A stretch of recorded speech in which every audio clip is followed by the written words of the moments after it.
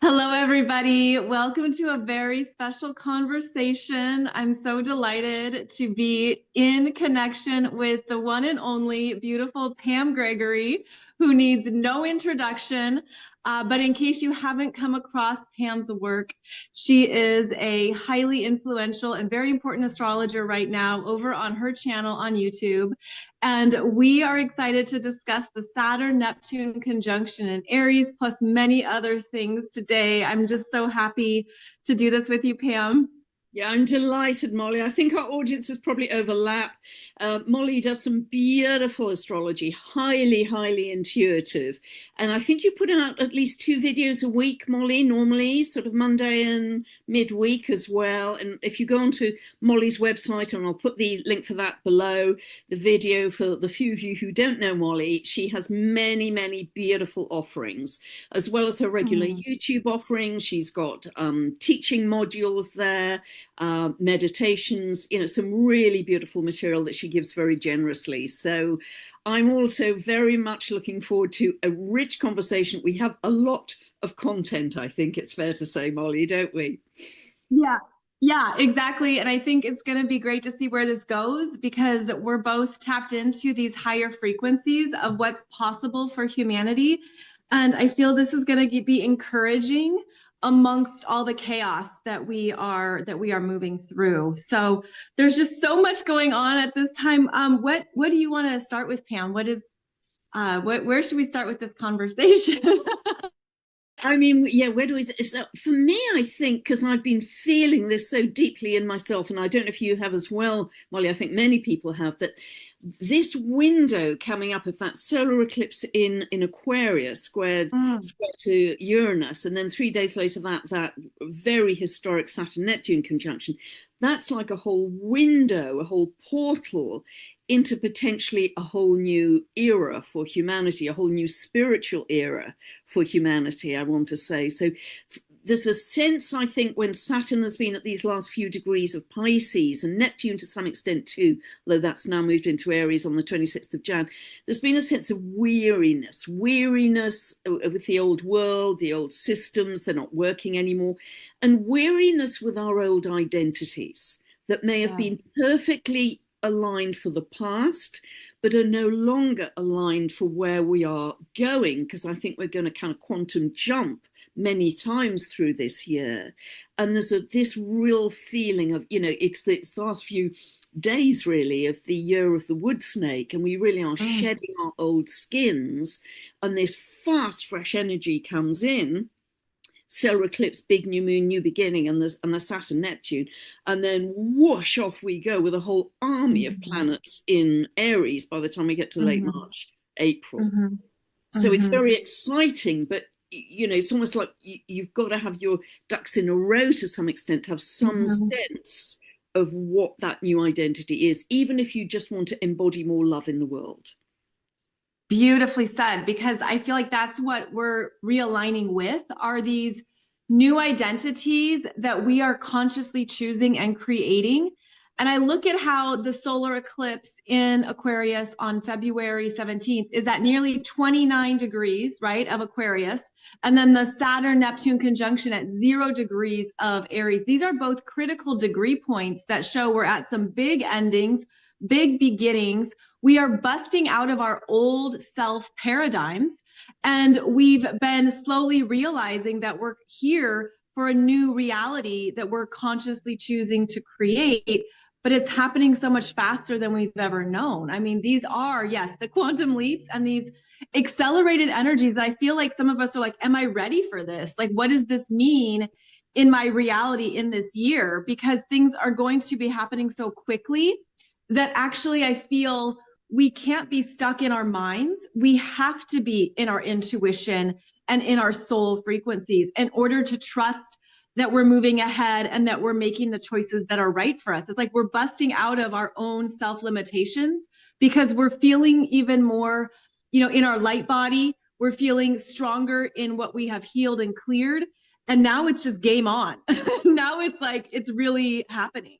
Yeah. Yeah, and I think the more, yeah, absolutely, Molly, and the more, because it's going to go so fast out there, and there's going to be so much drama and so much distraction, so much color, that the real trick for me, because I love to keep things simple, the real trick for me is go inwards, because I think this evolution is an inward evolution. You know, we are becoming New Earth. It isn't, because people often say to me, okay, show me. Show me New Earth. You've been talking about New Earth for months and months. Show me New Earth. Give me some evidence. Well, it's actually an embodiment. It's an internal process. And so we're not going to see it out there yet, although ultimately it's going to manifest in beautiful ways.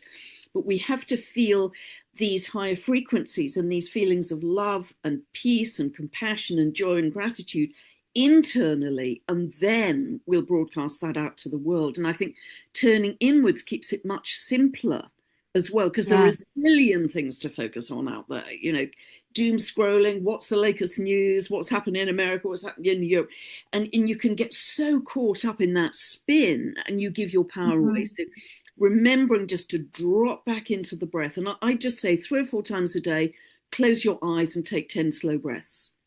Just even that resets the default set point of where you are coming from. In and it reduces your reactivity, I think, to all the crazy out there. Yes, and we are rebirthing from within in ways that we've never done before. I feel like this energy right now is actually coming from our soul's trust in our embodiment, where there's a part of us that knows we came here with the right codes and the right understanding of what is meant to come alive, but it is internal, it is personal. And we're rebirthing while in human form. And it feels like the more that we trust that, we do connect to the peace, the calm, the trust, the sense of I'm right where I need to be. I'm not going to miss a thing. I understand what has my name on it. I'm here with the universe, listening to the universe as the universe listens to me. And I feel that there is more and more people who are in this flow and in this frequency. But again, it's quiet, it's reserved, it's in the background. It's not what's out there in your face. And I feel that more people are sensing that's what I'm ready for. That's where I'm moving into this new understanding of my power and my choices. And I feel too, Pam, like people are going to have these like sudden, I keep thinking of as combustion points of awakenings around what matters in their life, like what is really essential and what's not. And as we feel these energies taking us forward quite quickly this year, we're moving into some higher level expressions of ourselves that we're meeting for the first time. It feels like it's quite grand. Yeah, I really agree with you. And it's, you know, it's so interesting. You've had that beautiful peace walk with the monks walking, what was it, 2,300 miles? Barefoot to Washington. And I mean, the thousands of people that have come out and just wept at that demonstration of leadership. And I cried too. I would just find myself getting teary-eyed watching them. The power of their energy moving, considering it's 18 degrees, you know, I think, was that -3 Celsius? Like it's, and one of them was walking barefoot. I mean, if that isn't being able to move through discomfort with dignity, self-respect, love, peace, honor, it's just a beautiful demonstration of the power of the human spirit. And it brings us into a fact of what we're here to create. Yes. Absolutely. And I think it's just perfect for the time of, you know, in their beautiful, loving, calm walk to Washington that, you know, hundreds of thousands of people, millions of people across the world have followed, because I've been posting regularly, as many have on social media. Yeah. And this is the new leadership. Yes. It's not political, it's not demanding, it's not commercial. It is just, it's almost characler energy, you know, it's just holding this beautiful, loving, sacred space. This is the new leadership. Yes. So beautiful. I think that's what brought people to tears. So then I was thinking about the Saturn-Neptune conjunction, you know, 0 degrees of Aries, and how Aries has historically been young, wild, masculine energy. It's that need to move, that action-oriented, let's get out the sword, let's make moves. It's the warrior. And with the conjunction here between Saturn and Neptune, it's a deep recreation of that power to initiate, but bringing in the Saturn sense of responsibility, the Neptune sense of compassion and intuition.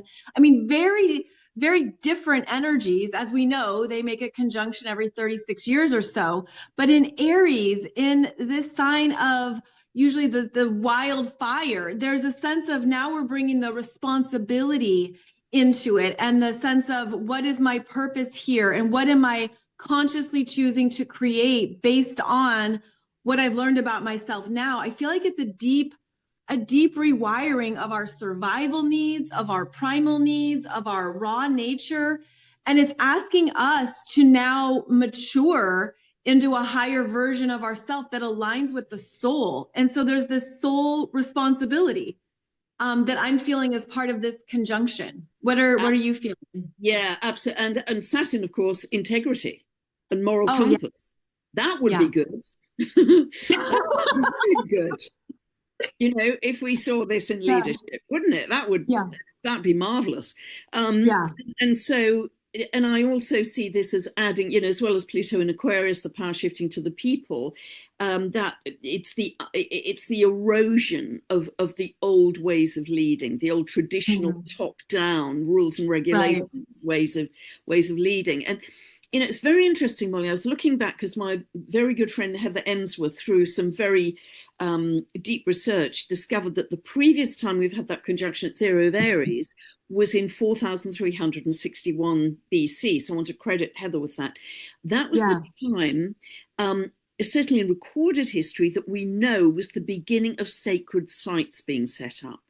So there was a sense for the first time in our records of a sense of the divine, a sense of the sacred. And I think Neptune brings that in very much, because, you know, Aries can bring in the warrior, but this is a kind of spiritual sovereignty and a spiritual activism and wanting to demonstrate your spirituality in the world, but with integrity and balance and morality. Very different way from where we've had it before. But yeah, this is operating at a higher level, and I think it's operating at a higher level because of this unique configuration of so many of the other outer planets plugging into this as well. This is just extraordinary what we're going through. But it's interesting as well, Molly, because I like to kind of dig about in what happened before, and looking way back. In the 1860s, when Neptune was in Aries previously, that's when the Red Cross was set up and St. Bernard was orphan children. So there's a sense of fighting for the underprivileged, or fighting for those who've been excluded, or, you know, who aren't quite as mainstream as the rest, who've been, you know, just they're poor or they're dispossessed in some way. So it ultimately encourages us to be more inclusive. And I think Pluto in Aquarius does that too. Because it's the brotherhood and sisterhood of man, isn't it? It's all of humanity and a greater sense of equality. So, you know, I think we're moving from this system of verticality of the elite at the top and the poor peasants at the bottom being told what to do, to really a jump into a much more horizontally based society where we all have our voice in a bigger way. How do you feel about that, Molly? Absolutely. And I feel that what this is going to be doing as we're witnessing is that the top-down collapse is occurring because of these old structures and power dynamics that we've all known and we've all expected. But now there's this rising up of energies from the bottom, if you will, and that is exactly what you've discussed. It's this energy rising up within us individually, but collectively around what is important now, our new values, our new sense of humanity, our new requirements of each other, our desire for truer connections, our desire to want to be more heart-based and accepting of each other, to know that we're all on our own soul journey here on this grand earth.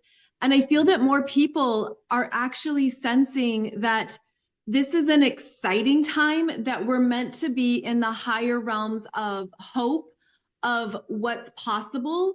and what we are even getting flashes of in our intuition, in our dreams, in our consciousness around why we're here. And I feel that's also part of this conjunction of Saturn-Neptune, is that a lot of people that I've connected with feel very clear in their energy fields because they're receiving these messages more actively, you know, like I am, like you are, like we're more in tuned with the bigger energies that are available. And I feel there's something here that's reminding us that this is a very big lifetime for humans to be recreating a new experience on the planet that was either forgotten or hasn't existed before.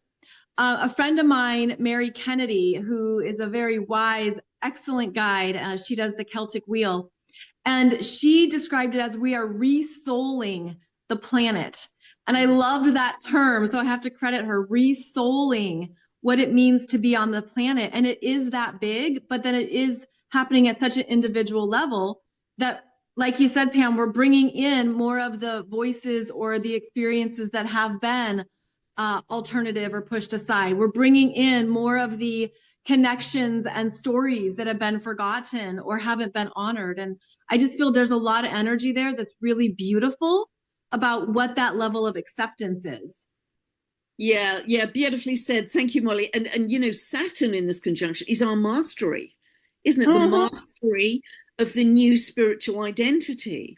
Yeah. And, you know, I know you're super intuitive, and so many of us are getting a greater and greater sense of psychic sensitivity, and our dreams are more vivid, and the clairs Mm-hmm. are developing. And I think, particularly when Uranus moves into Gemini on the 26th of April, I think Uranus in Gemini, there's that sense of, you know, it's mutable air and it's to do with the mind and consciousness. There's this whole sense of expansion that's coming Mm-hmm. with so much air and fire, the outer planets being an air Mm-hmm. and fire, particularly from July when Jupiter moves there too. There's such a sense of huge possibility to a degree we've never known before, and an opening out. You know, we're moving away Yeah. from contraction and this smallness that humanity's Yeah. been kept in to just warmth, this very rapid blossoming. And I think waves of awakening are going to be coming in all this year. You know, Yes. big mass awakenings. I think Yes.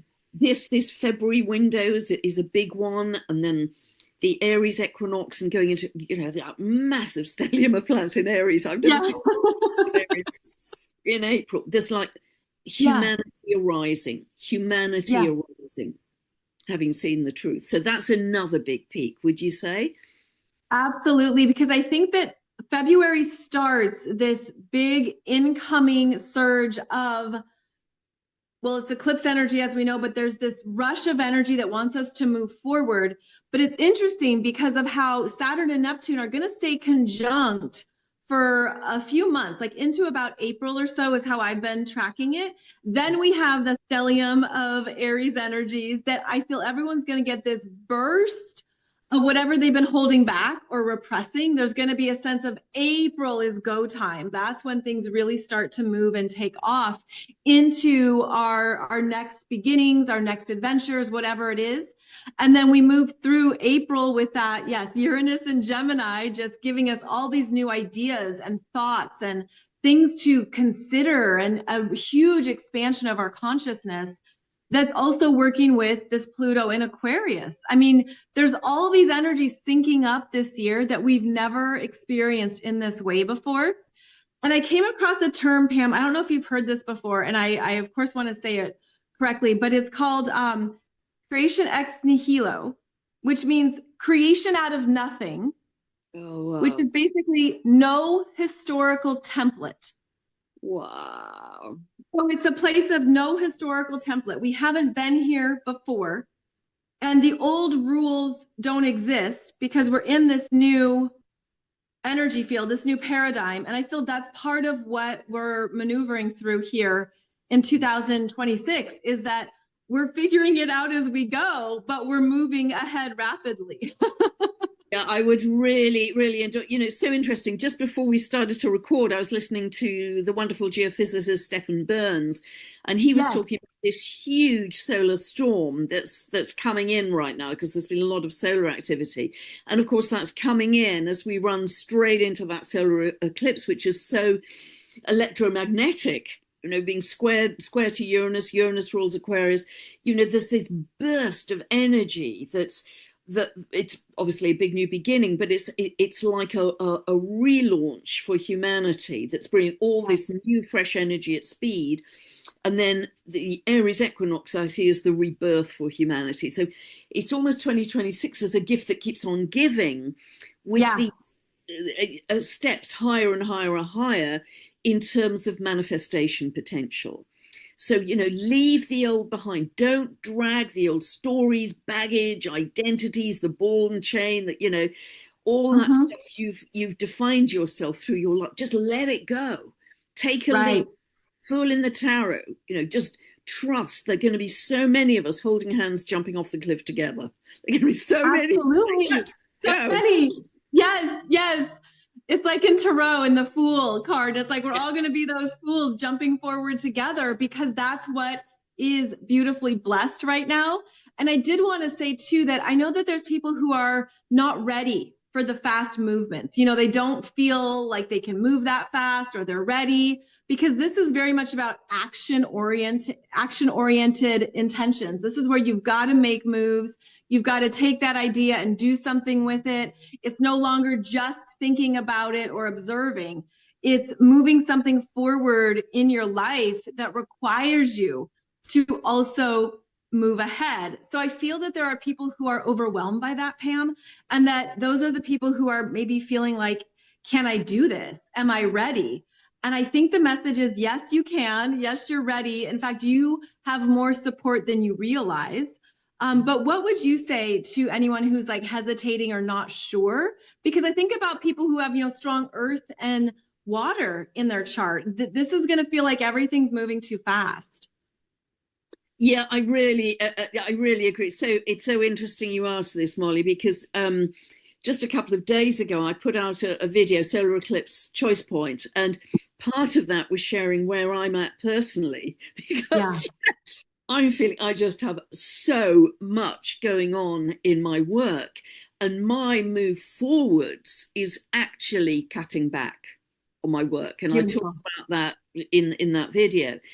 So my move forwards into this 2 years of shamanic training is actually cutting back on my current Mm-hmm. work, current workload, interactions, visibility, etc. So it doesn't have to be a move outwards in the world necessarily. Mm-hmm. So you can demonstrate what you're doing. That beautiful Zen master, um, Vietnamese monk who has an unpronounceable name with too many Right. consonants in it, Thich Nhat Hanh. He Yeah. always used to say, "The way out is in."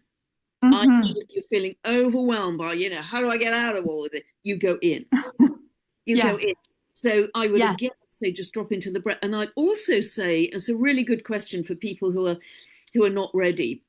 I'd try and link together with other people, either in groups physically or online, who are on the same frequency as you, who you feel are on Mm-hmm. the same bandwidth as you, because I feel we're Mm-hmm. going to be going up in waves. Yeah. There are going to be some people who are ahead of the game, and I may not be. I could be on the sort of 57th wave, but it doesn't matter because humanity is now in process, and we're Right. each going to help each other up, so that whoever is in the first wave is going to reach back down. Oh, so goosebumpy, and help the next wave of people, and they're Yes. going to help the next wave of people, and they're going to, and it was lovely last night. I set up this free meditation at 7 p.m. UK time. People join from all over the world, and they just join energetically, or I've got some free meditations on my website. And people sometimes write to me about the experiences they've had. And often there's strong telepathy about this very bright white web of light, which gets stronger and brighter every time people meditate and check in with it. But a lady wrote to me last night, and she said she had this profound sense of a group of humans who were feeling slightly stuck. And what happened during the meditation is they were almost just whooshed, they were sucked up into the light through Wow. the power of so many people in a group meditating, because the group will Yeah. magnify, amplify the meditation effort. And I thought, wow, we're just sitting at home doing this for free, 15 minutes. How easy is Yeah. that? So Yeah. that is one thing we can do, and just trust, because Molly is talking about this, I'm talking about this, there are lots of good people out there talking about this, that just trust that this is an incredibly unique and exciting evolutionary jump, and Yeah. just trust that you will be cared for whatever wave you're in. There's no sense Yes. of judgment or morality. This is the Right. physics of energy. And Right. And the waves are all interconnected, because I was also seeing these as we're going to have more of our smaller communities that are all connected. It's like these community of webs, and they're all regridding the energy on the planet, and they're all supporting one another, and it's all working together in a cohesive manner that isn't about the hierarchy or things having to be a certain way because that's how it's always been. I feel like this energetic restructuring is happening exactly through your free nightly meditations and through other ways that people are simply showing up in their energy. And the energy has so much wisdom. Like, the energy knows where to go. And so wherever those people were maybe feeling they were stuck, it felt like there was another group that knew to come in and we're going to help them. And I feel that's part of this new, it's not just a philosophy or value, it's just this new energy stream coming in. It's like, well, no, we're going to help you, we're going to help each other wherever you're at, whatever is happening on your soul journey. You're not alone. We're all assisting each other in the ways that we can. And even if it isn't happening in the physical, it's absolutely happening in the spiritual realms, in the consciousness, and in the energetics.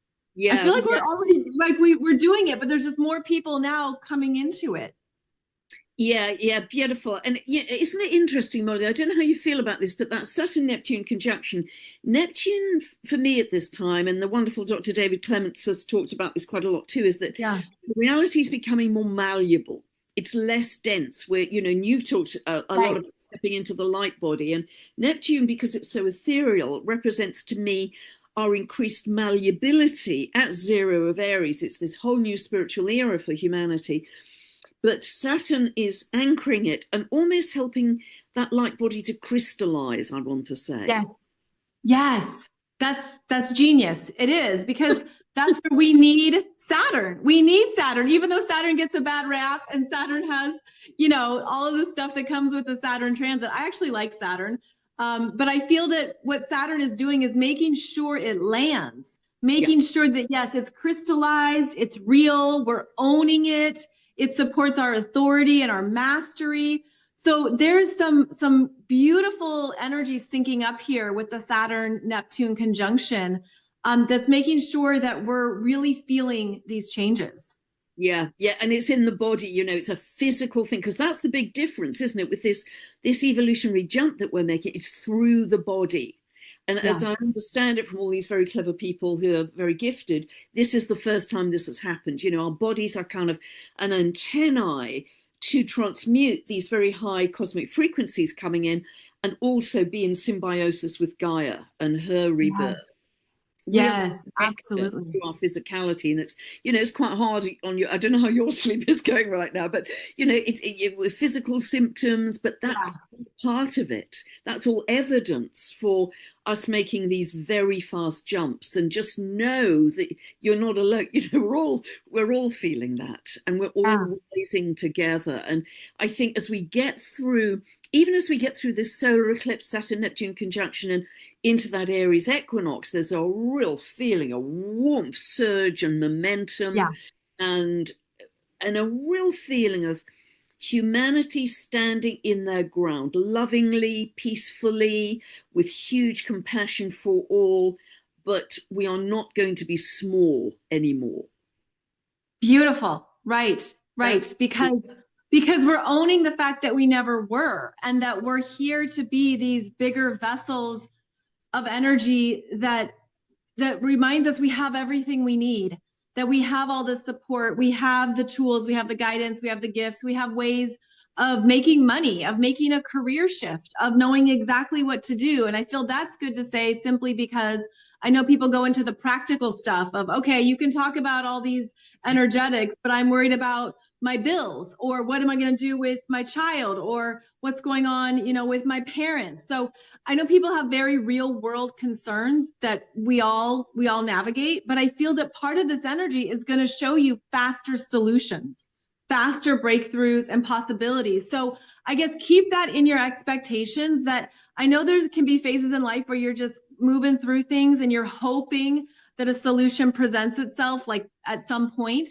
I think that's going to happen sooner than later. You're not going to be waiting months and months for something. It's almost like it comes through within hours, maybe. Yeah, I really feel that. And if if you're in your passion, whatever that passion is, whether Mhm. it's knitting or growing vegetables or artwork or whatever, there's going to be, and it's starting already, this much greater sense of coming together to share. It's almost like, Yeah. the older people talk about the war days and rationing and how they all shared. And I've got friends who've opened up their gardens for other friends to grow vegetables. And there's just this joy in sharing and collaboration. And I think we really Yeah. are moving from an age of profit to philanthropy, where we want to give to people, because as we have this greater sense of oneness and connection with others, and a much greater awareness of how so many people in the world are going through so many horrors, we want much more to take down the fences of our gardens and say, what can I do to help you? Yeah. What can I do? Can I raise funds for you? Can I send a donation? Can I do a live stream and send you, what can I do with whatever Right. my gift or my passion is, in order to, Yeah. because that will come back to you, because energy is just a resource, isn't it? I mean, Yeah. money is just an energy, it's just a resource that bounces back. And I also feel, Molly, and I don't know if you feel it too, that the way we've regarded energy, money in the past, which is so essential for survival, because we've lived in Hmm. survival. I've got to have Hmm. money to pay the bills, the mortgage, the gas bill, blah, blah, blah, buy food. I think that will soften somehow as we move Hmm. out of survival into sharing. Yeah.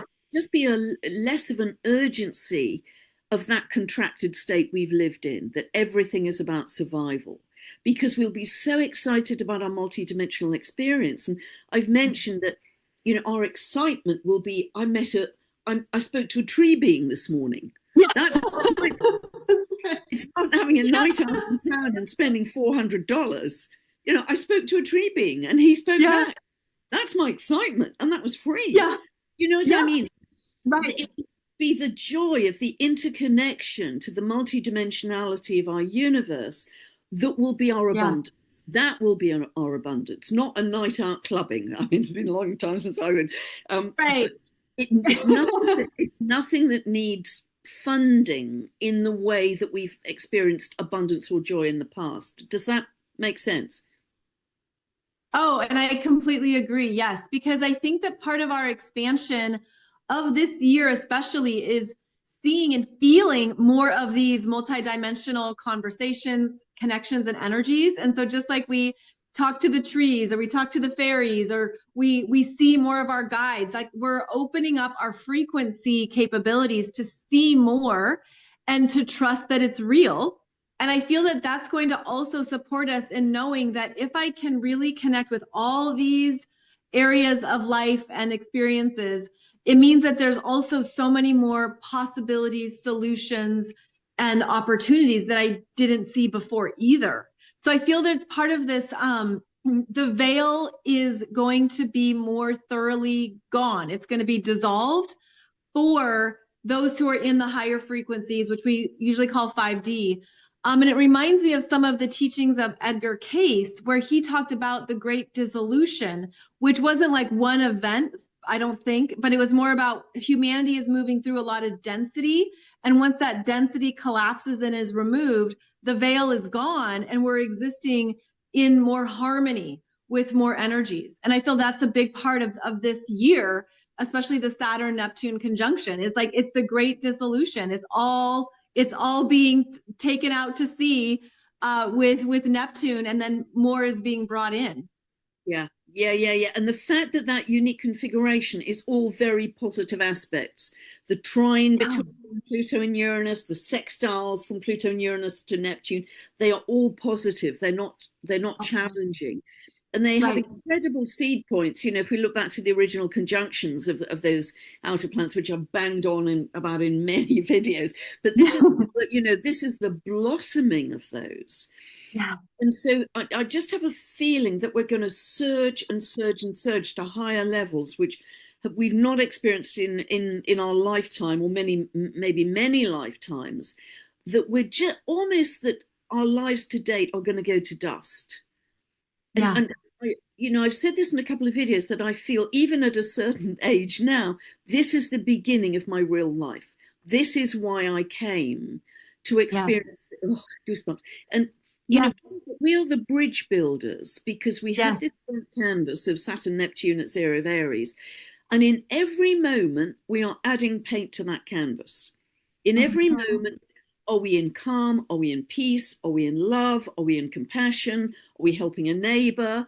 Are we moving away from reactivity? Because every single moment counts. Every single moment is adding a weight in the side of the scale that's moving us towards greater coherence, greater compassion, and a more loving earth.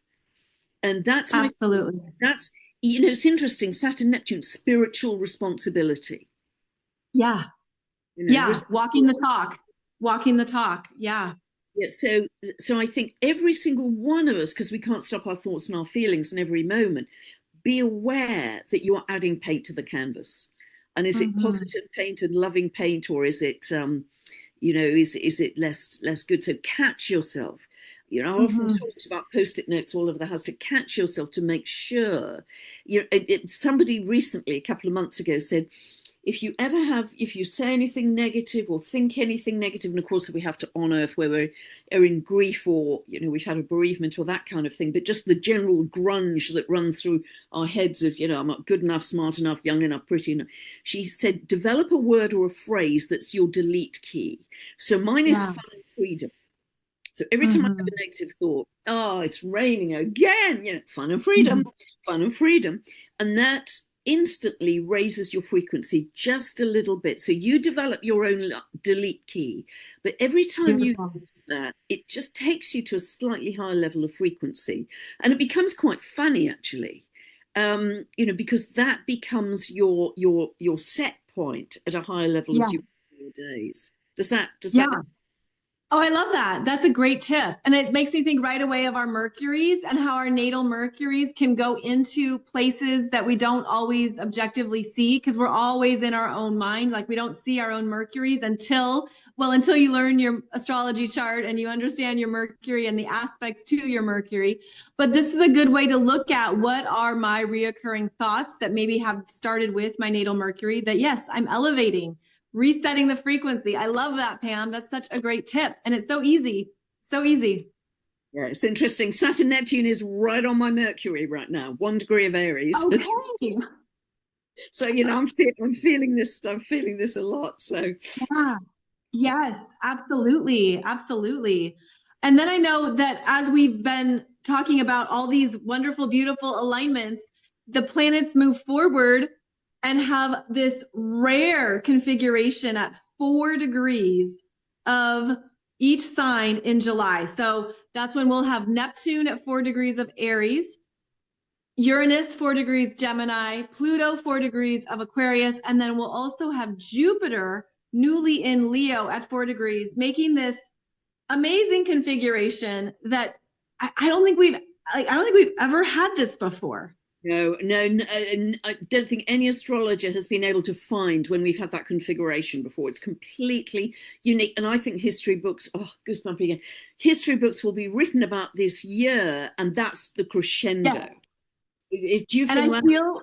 I do. And as you were describing what we're growing and what's blooming, I think there's going to be a lot of blossoming. I feel is a very colorful, very alive energy, because we have the strong fire, the strong air all syncing up. I think there's going to be a big reset on the planet. Like, I see it in terms of an energetic grid that's being invigorated in a whole new way on the planet. And I don't even know exactly what I mean by that.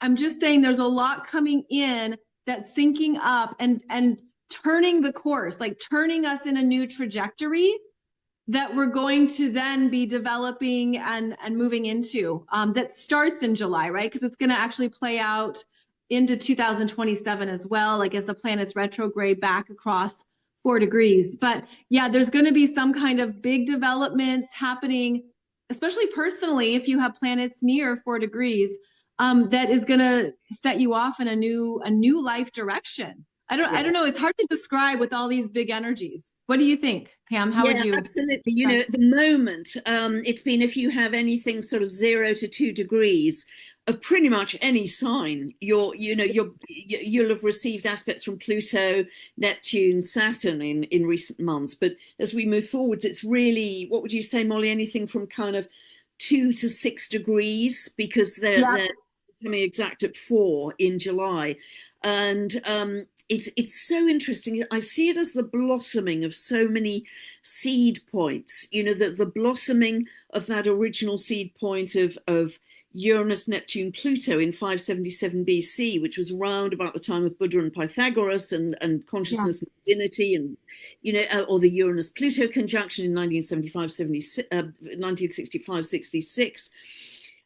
Which was all about hippiedom and love and peace and community and anti-war and greater equality and demands for better rights, whether it's the Disclosure Project in Uranus Neptune in 1993. All of those themes are blossoming as we get Yes. into so, and all of them are going to be in air and fire, and that's expansive. So it's a big message, particularly in the year of the fire horse, to do with freedom, expansion, possibility, freedom, big time. We are no longer going to be contained or constrained, because everything is expansive, but Uranus in Gemini, mutable air, super expansive. And so I see that as it's a massive blossoming that will continue to unfold, as you say, Molly, through the rest of 26 into 27 and beyond. But that really is a kind of major high point in humanity's evolution. I think we could be seeing a lot of space travel at that time, maybe anti-gravity transport, which I know Nassim Haramein is working on right now, really starting to develop more fully. I know there's a lot happening with flying cars in prototypes right now, but I think the demand for greater human rights, civil rights, equality across the world, shifting away from tyranny, authoritarianism, all of that will be huge at that time. Humanity rising together, unified, and saying no. Right. Yes. Into infinite possibility and all that we are already becoming. And I think it's thrilling. And I think about how, February being such a powerful point of these energies really coming in strongly, as we've been describing. July isn't that far away. So it's almost like there is this short amount of time of rapid development into the next level, into the upgrades, the freedom, the expansion, the new creations. And that's part of the quantum leaping of this year, where you may be surprised at how quickly the second half of this year looks compared to where you started in January. I mean, and then we, of course, go into the next few years where it only continues. So I guess for everyone to know, it's like, this is something that your soul is ready for, and that your mind doesn't have to overthink or overplan, because you can't plan in these energies like we used to, if you will. It's almost like there's going to be too much that you're going to be trusting. You're going to be feeling a yes or a no. You're going to be feeling you want this or you don't. There's more immediacy in your own answers. And that's part of like living more in these higher frequencies too, where you're just trusting that you know exactly what to do, and you don't have to stress about it. Like coming from those survival needs that we've all known and we've all had. It's almost like there's going to be more effortlessness, I feel, and perhaps even more grace, like just a sense of, this is going to work out. This is going to come together. I'm going to know what to do. I think all of that's going to be beautifully supported for people who are choosing, because it's a choice, who are choosing to be working and living with these energies.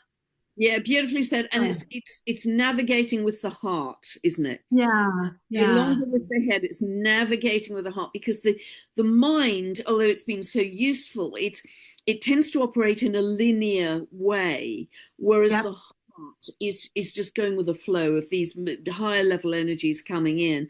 And so that's where our intuition is going to blossom. And I've mentioned recently this, it's almost like I think there's a new kind of heart brain complex developing, where the mind becomes secondary to the heart, because the mind Right. is physical, but it's secondary to the heart. The heart is really going to open up, because that's where our healing ability comes from, our connection to other living beings, our sense of oneness, our sense of flow. And that's where we're going. So trusting the heart and dropping into the heart Yeah. more and more, and kind of just shutting down our monkey minds. Because I know Mhm. you've been in the corporate world, Molly, and so have I. And Yeah. we've been so trained into this kind of linearity of, you've got to have business goals and you've got to, do A, B, C, D. That's all going to go, because that Yeah. doesn't serve us to the best. And so it's a Yeah. very different way of being and living, I think, from this point on. And February is kickoff time. It really Yeah. is. Yeah.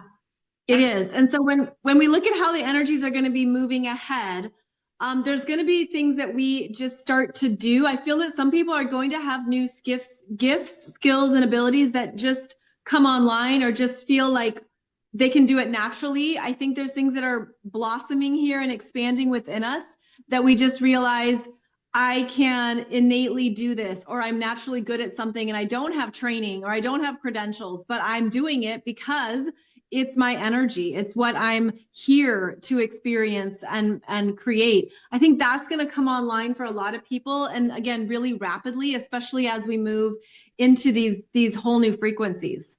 Yeah, and it's a remembrance very often. I think, Yeah. I feel so aligned with ancient Lemuria, because, I think that's Yes. one of the most perfect civilizations we have any knowledge of.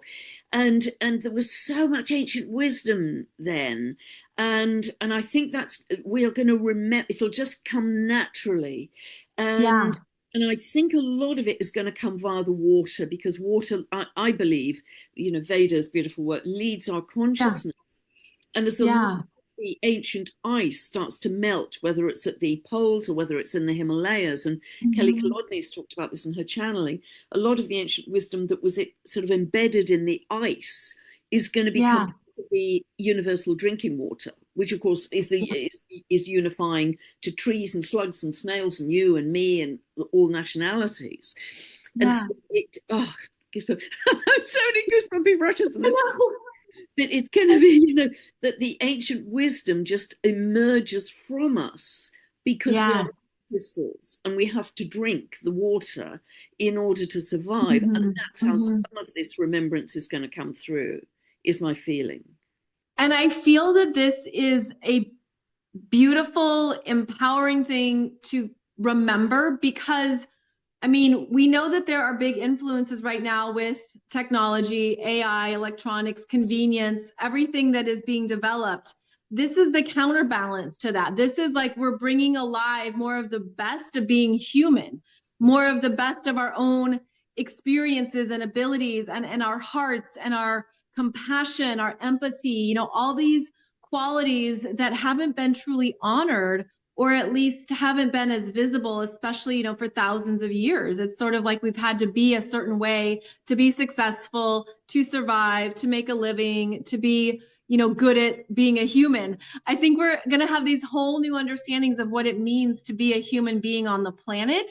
And it's going to be a much bigger embodiment and definition that is grounded in parts of ourselves that relate to the divine feminine, that certainly relate to Lemurian qualities, that remind us that we're here to come alive at a whole new level. Yeah, I absolutely feel that in my bones, and I know that you Yeah, do too. It's going to yeah, be a beautiful experience where we can just flow with different experiences in in such a malleable, fluid way. And I think our whole understanding of how reality works is going to become very different to the mechanistic understanding in the past. I think yeah, astrology is going to go through massive evolutionary jumps, but we yeah, can understand that the whole cosmos is just one unified consciousness, and that we yeah. are just divine fractals of that. And it's in understanding that and kind of flowing with the rest of it in a kind of physics of energy way, that everything becomes possible. And I don't even know what I'm saying here, because it's just slightly out of reach at the moment. But I Right. Yes. Yes, I know. And so I thought too, like, do you mind if we touch on even the future of astrology? Because it's interesting how things are happening so quickly that it's not as if we can pinpoint exact things in these energies. It feels like it's way too dynamic and multidimensional, where there's a recognition of, okay, this could happen in 3 different ways and all 3 ways would be valid. Like if we were to describe a certain event or something, that's how I'm seeing it. How do you see it? Yeah, absolutely. Because at the moment, we've only got 3D language and background as a True. context for True. describing something we've never experienced before, that is much more Mm-hmm. valuable and infinite. So that's why I think we struggle, because we've got such a small vocabulary, if you like, in the way we Yeah. live. It's not enough for where we're going. And so, Yeah. yeah, I'm absolutely with you on that. So it's just a kind of trust and opening to the flow. And remember, we are all in this together. We are all Yeah. evolving together. And it could be, coming up, yes, in waves. And it doesn't matter which wave you're in. It doesn't matter. All of Mm-hmm. humanity is expanding its consciousness. It really is. We're all going to get on the Mm-hmm. plane at the airport of unity consciousness. Yeah. Chosen fast track or slow track. We're all going to get on that plane.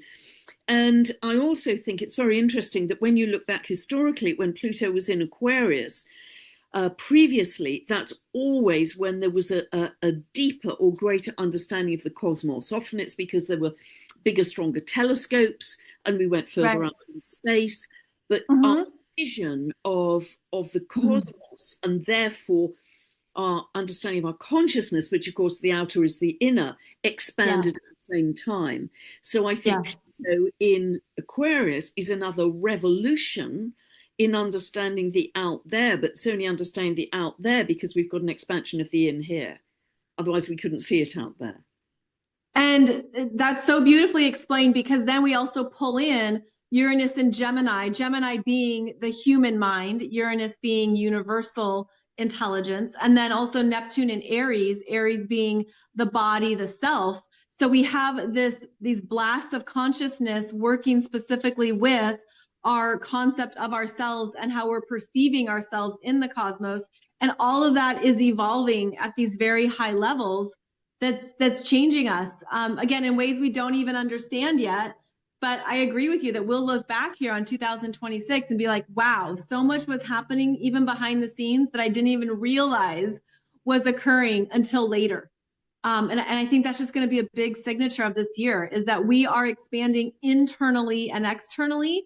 And this is exciting growth. I just feel like people know that that's how you and I see this, that there's something here that you as a soul absolutely said, I want to have this experience in this lifetime with 8 billion of my closest friends, so that we can all be contributing to where we go next, like where we steer this earth ship, or whatever you want to call it. Yeah, it's like our time capsules have been activated. The acorn Yeah. is now, the caterpillar is now activated. We're in the mush. There's no Right. stepping back now. We're in our transformation. And I Yeah. think many more of us, and I know you experienced this already, Molly, are going to have a much greater sense of our galactic family as well, Yeah. because often you get downloads, don't you, from Yeah. galactic And connection. I and they present themselves in different frequencies that I can see. And that's been something that's developed through the years, but they will make direct eye contact with me. I will see different beings that are all connected or related. I will receive their messages. They speak to me in different kinds of codes and methods that they know I would understand. So they've been very accommodating, if you will, to make sure that I'm getting what I need to understand. And I've developed a lot of trust in their perspective, because the galactic energies I connect with are of a higher frequency, as they are for most. But they see a different timeline than our human timeline, and they have a different concept of time that's different than ours. So it's interesting, when I do have these connections with them, it's not based on, okay, do this on Wednesday. It's based on when the energy is correct, when the energy is clear. And that's a whole different way of operating. So it's a sense of, well, I'm living in a timelessness when I connect with them, because that's where they reside from our perspective, at least. So yeah, it's been really beautiful to have those connections, because they give me some very clear understandings of many things. But I think more and more people are going to be feeling that, trusting that, and honoring their galactic family and these other beings who are supporting us. Absolutely. It's And you beautiful. and you have your experiences too. You've had your interactions.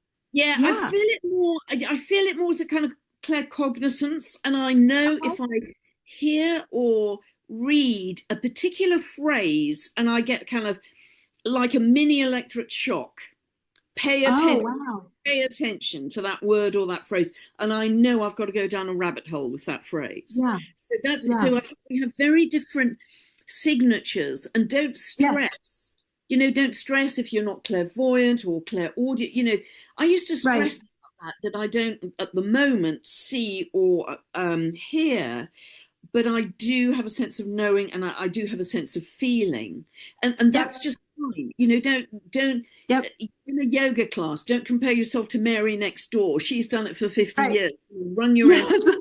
As we've each got our own Yeah. particular signature that we'll learn to trust. And yeah, but particularly with the three-eye atlas coming through, when it was closest to Venus, Yeah. I had my emerald green, my brilliant green emerald experience. And I think many of us are going to have another experience, if we're open to it, when three-eye atlas makes its final flyby past Jupiter on 16th, 17th of March, just a few days Yeah. before the Aries equinox, because that's going to activate with Jupiter and Cancer, and it's conjunct Sirius then, of course, as well, is going to Yes. activate ancient knowledge and wisdom, ancestral knowledge.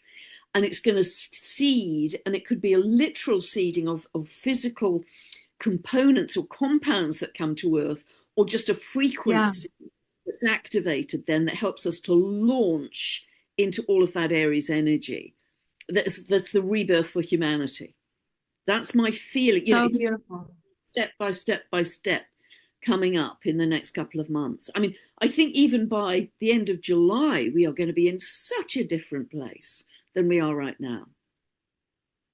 Right. And then the nodes are changing into that North node moves into Aquarius. Oh, and that's important since where this eclipse is at 28-29 of Aquarius. The North node then moves across that same territory in our charts late July, early August, reactivating the next level advancements of this eclipse. And so I see that as very supportive. I feel that as helping us continue to move on and to lock in to these new levels of consciousness and these new perceptions that we are sensing and trusting. I feel it as we're going to be taken further along on our path, wherever that North node in Aquarius is in your chart. It's certainly expanding you into more of your future self and a higher consciousness that you came here to embody.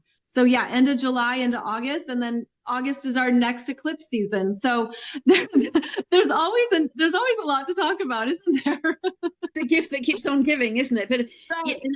that could be so galactic, so beautifully galactic Yeah. as well. Aquarius, ruled by Uranus, the sign and the planet most connected to galactic connection. And of course, before that, in June, I think it's June the 11th, we have Uranus square the nodal axis. I see that as a big wave of truth and awakening coming in. So I just see waves of truth awakening all through this year. And the truths are going to be shocking, even for those of us who felt reasonably aware. I think that at times they're going to be shocking, but they're a necessary part of the process to galvanize us to say, boy, are we going to come together to create a more loving world. Yeah. That's conviction that we have. And we're going to be even better at taking care of our nervous systems, of our emotional well-being, of our bodies. Like, we're going to become more skilled at managing our energy in all ways. I feel too that calming the mind is essential now. It's almost like if you can't calm the mind, it will lead to all these other, that monkey mind energy is gonna stress you out. So one of the biggest priorities of this year is how you calm the mind, reset, allow yourself to just be strong and clear as these big waves unfold. I feel that personally as something that becomes a new way of life. Even seeking out the silence, seeking out quiet, seeking out anything that supports just the energy being more settled for each of us, because otherwise it's all going to be too much, and that's when people can even get sick, or they can have some things develop because they're living in that very high state without knowing how to calm it down. So I feel like that's going to be essential here for all of us. Yeah, well said. Yeah. That's so important because the Aquarius energy is so jazzy, isn't it? So overstimulated, and with all the Mm-hmm. technology, and that's going to be moving so fast. So, and all the ways to calm yourself down are free, or you Yes. can choose to make them free. Bare feet on the earth, bare feet on the grass, yogic belly breath breathing, shutting your eyes 3, 4 times a day and just taking 10 slow breaths, yoga, Mm-hmm. candle gazing, meditating, tai chi, all of those things are so easily accessible for us. Mm-hmm. You don't have Mm-hmm. to pay a ton of money to fly to New York, so, none of that. They are Yeah. all very simple inward um, sort of fallback, so they become your absolutely default place to go, where you can Yeah. just within seconds feel like I'm butter melting in the sun. I'm Yes. Yes. my energy. I often say Yes. to people, before you do your 10 slow breaths, just take all of your worries and stresses and problems, put them in a wooden box next to you on the table. You can pick them up when you come out of it. And just for those few minutes, just shut your eyes and 10 slow breaths. But check in with yourself at the beginning of that and check in with yourself at the end. And do you feel different? And And that's develop mastery. that's beautiful. And on that note, I would even say it's okay to leave your phone at home while you go for a walk. It's okay to leave your phone somewhere because we're all so addicted to our phones, many of us, that we have this we have this almost highly codependent relationship with the phone that now represents everything. But we didn't live like that for decades. So I think there's this detachment that's necessary from specifically your phone. If you can be separated from your phone for an amount of time every day, that is healthy. That is good living. You are strong. You can do anything if you don't look at your phone for 30 minutes or an hour. And it's just true. Like I know that so many people, we all have it nearby. So I guess that would be another way to just form a simple habit of it's okay to leave my phone in another room or to lock it away for an hour while I go for a walk and really go into my own brilliance, right? Allow my mind to be free and to be open and creative and receptive. That's really healthy for us right now. It's always been healthy, but even more so right now. Yeah, beautifully said, Molly. Do you know, people, I've said this, people know this, and my friends go crackers at me, but I never take my phone when I'm going for a walk, ever. Because I Yeah. want to talk to the trees and I want to talk to my neighbour's Uh, dog. I never take the phone. Friends say, "What have you tripped up?" And I say, "Well, I'm not that decrepit."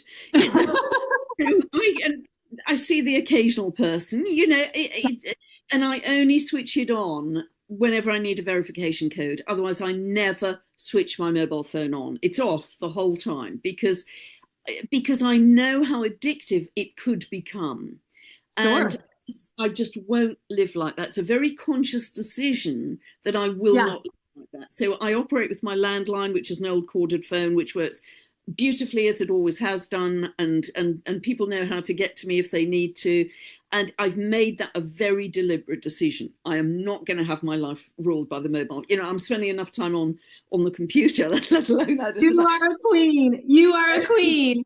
And I will keep my phone because I'm always thinking, well, if my son needs something at school, like if there's a message from a teacher, if there's this or if there's that, but that's very rare. So I mean, my phone is nearby, but even when I can keep it in another place, I feel the energy shifts, right? Because it is an energetic presence in our lives, our phones. With the signals, it is blasting out and receiving. And so being away from electronics is also so important for us. So yes, walking in the woods as you do, being out in nature, even if you can find a park nearby, all of that's so good for our energy because it helps to reset us, and we need the negative ions. We need those negative ions to reset our positive ions. So I Yeah, think that's going to be even more Japanese important. call it forest bathing, don't they? Yes, yes, And yes. actually, if I do take my phone with me, like I'm driving some distance, I put it in a Faraday bag. Oh yeah, I have one of those too. Yeah. buy very cheaply, and then it's not interfering with your energy field, and you only Right. reach for it when you really need it.